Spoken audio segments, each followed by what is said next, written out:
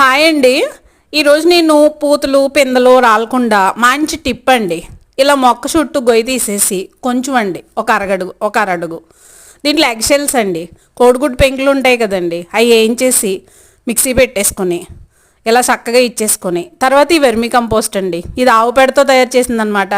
Tea పొడి అనుకునేది కాదులేండి. దీంట్లోనండి మంచి మినరల్స్ అయితే ఉంటాయండి, మైక్రో ఎలిమెంట్స్, జింకు, సిలికాను ఇలాంటివన్నీ అనమాట. ఈ రెండు కనుక ఇలా గొయ్యి తీసుకొని ఇలాగ ఇచ్చేసి ఈ మట్టి మళ్ళీ కప్పెట్టేసి నీళ్ళు ఇచ్చారనుకోండి, పూతలు కానీ పిందెలు కానీ రాలకుండా మంచి సైజులో తయారయ్యే కాయలు, చెట్లు అయితే పండ్ల చెట్లు ముఖ్యంగా మంచి దిగుబడి అయితే వస్తుందటండి. మన చాలామంది అండి పూతలు పోతున్నాయి రాలిపోతున్నాయి అంటున్నారండి.